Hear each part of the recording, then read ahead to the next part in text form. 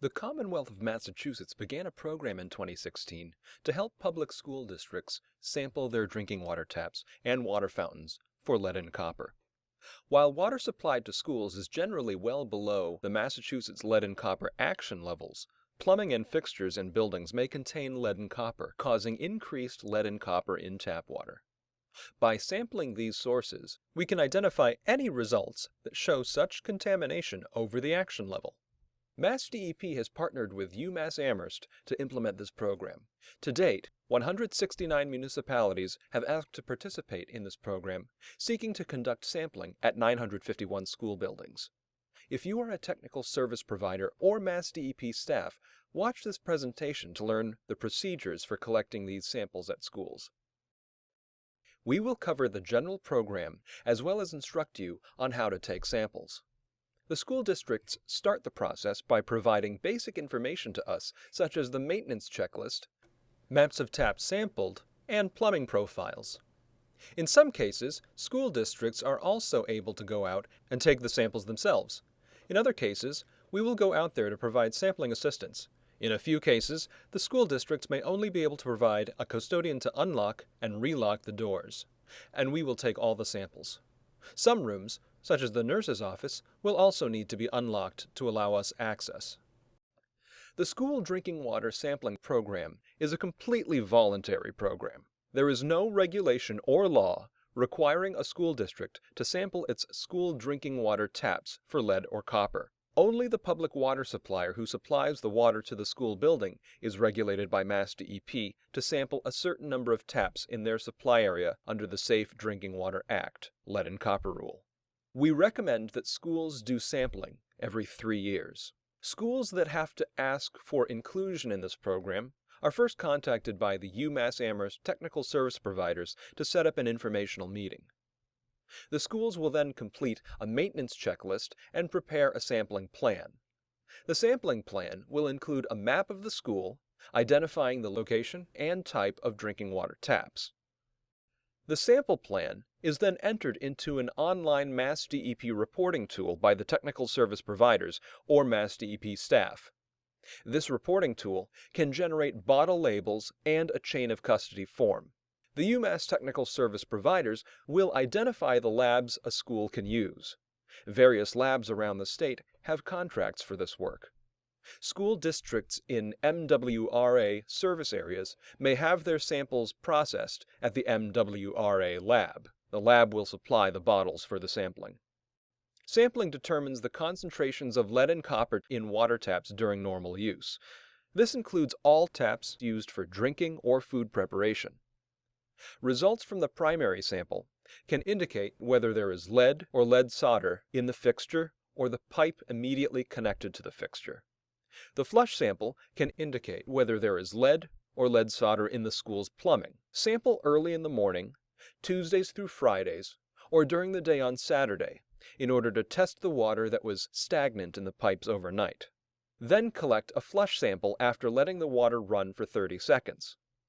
The taps need to be inactive for a period of 8 to 18 hours, so do not sample after weekends or holidays because the water has been stagnant for too long and does not represent typical use. Sample before anyone enters the building and uses water, early in the morning on a weekday before students arrive, or on Saturday, as long as the school is not in use. The school will provide a map of each floor with a unique number assigned to each drinking water tap. In some cases, there will be both a faucet and a water fountain at the same sink in a classroom. Each of these fixtures will require their own unique number. You will need the map as well as the list of sampling locations on the chain of custody form. The numbers of the fixtures on the map should match the numbers for the fixtures on the chain of custody form. If they don't exactly match, use the number on the chain of custody form. In addition to a location code, identify each fixture by type and provide it a location name. The location name should include as much detail as possible to make it easy to identify a fixture, such as a water fountain outside of classroom number 17. This is the list of location types that can be assigned to each sampling location. There are 2 types of water fountains, ones with chiller units and ones without. Code the ones with chillers WC, and the ones without DW. The next most frequently used code is for a classroom faucet, CF. You do not generally have to sample bathroom faucets. The school should label them with a hand-washing only sticker. Schools may have a couple dozen or a couple hundred taps to sample. You may sample in one or several teams of 2 or 3. You may want to ask to borrow a cart to transport all your samples through the school. The sampling procedures are the same for every school. The taps need to be inactive for a period between 8 and 18 hours when you arrive to sample them. The sample bottles are 250 milliliter bottles. The first draw sample you will take will be the water that initially comes out of the fixture when you first turn it on in the morning. If the fixture looks broken or turned off, and you want to test it to see if it works, hold a sample bottle under the fixture when you try turning it on so that you don't miss the first draw. You should still sample leaking faucets, but make a note of this on the chain of custody form. After filling the first draw sample bottle, run the water for a 30-second flushing period. Time it with a watch. Then take a flush sample of the next 250 milliliters that comes out of the fixture. The lab will provide the sample bottles, and they may arrive in a cooler with the lab's name on it. Note that drinking water samples for lead and copper do not require refrigeration. If the lab does not provide the cooler or water-resistant container, you will need to coordinate with the UMass contact to get one. Recommended containers are coolers and strong plastic tubs, or milk crates. Plastic bags tend to rip, and never use cardboard boxes. The items you will need are the bottles, a clipboard, a pen, a timer, a map, a chain of custody form printed out for that school, and the bottle labels, also printed out for that school. The labels come pre-printed with the name of the school and the organization code. You must complete the rest while sampling. There are 2 methods for doing the labels. Method 1. Write the location code and P for primary, or F for flush on the caps so that you don't mix up the bottles. Then, one team member can complete the labels, while the other team member fills the bottles at the fixture. Finally, affix the labels to fully dry bottles. Method 2. Prefix all the labels to the bottles before starting the sampling. Stand in front of a fixture before you enter the location codes on the labels. If you fill them out in advance, you will have to look through 100 bottles trying to find that particular location code. While standing at the fixture, complete the label on the bottle. Then take the sample. Each tap will typically require 2 bottles, a preliminary sample and a flush sample. The sample codes will be 3 numerical digits and P for primary and F for flush. For example, 001P and 001F for the 2 sample bottles for location 001. In this example, the labels were affixed after filling the bottles. The sampler put the location code on the top of each bottle and then collected the sample and recorded the time on the chain of custody form. After flushing the tap for 30 seconds, the sampler collected the flush sample and recorded the time on the chain of custody form. Finally, the sampler filled out the labels entirely and affixed them to the bottle with the corresponding location code cap. One team member should be in charge of filling the bottles, and one team member should be in charge of filling out the chain of custody form and sample times. While most fixtures require 1 primary sample and 1 flush sample, some taps share a common water pipe that splits right before the fixture. Therefore, each tap will have its own location code. Both taps will require a primary sample, but you only need 1 flush sample.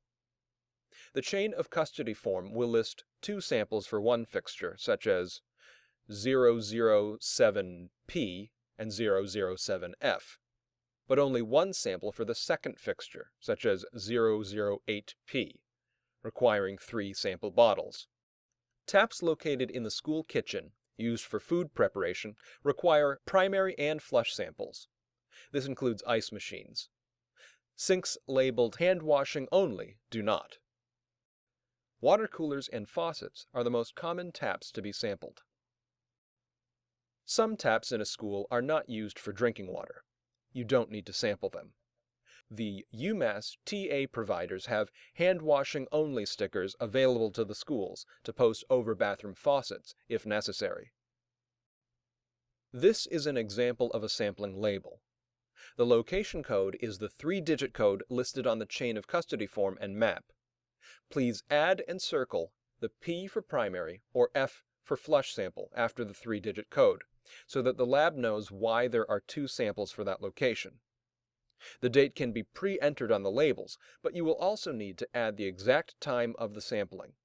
The sampler's name needs to be entered, but their initials will suffice, as long as their full name is spelled out on the chain of custody form. The chain of custody form identifies the samples taken and tracks the possession of the filled bottles transferred from person to person. This ensures the integrity of the data. You will be provided with a pre-printed chain of custody form with the name of the school, the organization code, the location codes, and the location names of the samples. The location codes on the chain of custody form must match the location codes on the bottles. The form will be completed during sampling and handed off to the lab with the samples. This is an example of a chain of custody form pre-filled with the school information and location codes. Here is the top half. Here is the bottom half. Pause this presentation here to peruse it more closely.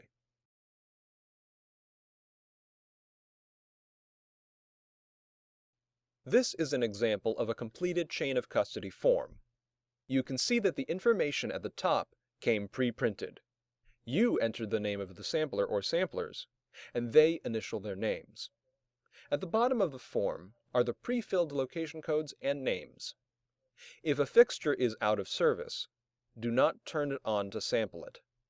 Cross off the location name and make a note that it is out of service. Enter the first draw or flush codes P or F and the flush time. The flush time should always be 30 seconds for our program. The sampler initials each row. There is flexibility in completing the chain of custody form. If you find numerous locations that are not listed on the form, you can add them. If you need to add an additional chain of custody form, take a blank form and complete it. You will need to add new location codes and location times, and add the next sequential number. If your list of pre-filled sample location codes ends at 070F, the next 2 samples are 071P and 071F. A location and pickup time needs to be prearranged with the lab. Some labs will not pick up samples. This requires coordination of sample delivery to the lab by the sample team, school staff, or municipal public water supplier. Deliver samples within 14 days of sampling. Hand them off with the chain of custody forms to the courier. Sometimes things don't go as smoothly as we would like, so bring extra blank chain of custody forms, blank labels, hand-washing only signs, or advise the custodian to obtain them from UMass. Adding locations at the end of the chain of custody form and adding new sheets to the chain of custody forms is not a problem. If the chain of custody form only lists a primary sample, P for location, you can add a flush sample for the same location at the bottom of the form. Cross off any non-functioning or out-of-service fixtures. The UMass technical assistance providers are on call to help you if you have a question as to whether to sample a fixture. The UMass TA providers are also available to answer questions from the school personnel. You will be provided with the phone number where you can reach them. If the school has other questions about follow-up, you should refer them to MassDEP. Their contact information is listed here. After completing the sampling, the labs will analyze the samples for both lead and copper. The labs report the data electronically to MassDEP. When MassDEP receives the results, they immediately review the data, highlight any lead or copper exceedances, and email the results to the main contact person at the school. The Department of Public Health may also email the school with information regarding the health effects of lead and copper. The results will also be made available for school officials to review on the MassDEP online reporting tool. Each school district has a unique PIN number to access their records. If there are any lead or copper exceedances, the school should enter their follow-up actions into the tool. Examples of follow-up actions include shutting off a fixture, replacing a fixture, or implementing a school-wide flushing program. This is important because the information will eventually become available to the public. The lead action level is 0.015 milligrams per liter, and the copper action level is 1.3 milligrams per liter. Most exposure to lead in young children is from paint and soil, but drinking water can be a component. MassDEP personnel who will be doing sampling will be teamed up with a UMass TA provider or another MassDEP staff person who has already done sampling. In addition to the documents previously covered, contractors will be emailed these two documents. This is an example of the information form provided to contractors, assigning them a school or schools to be sampled. Here is the top half.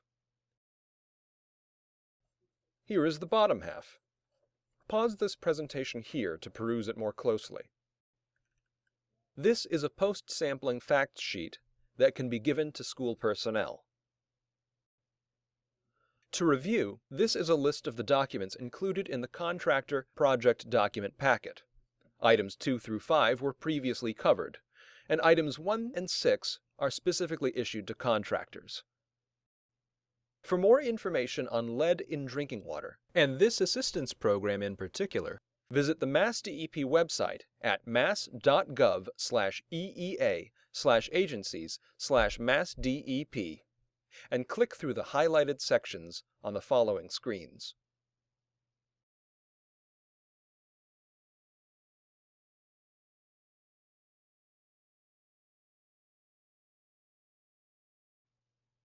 If you have any further questions, please contact us through these phone numbers and email addresses. Thank you.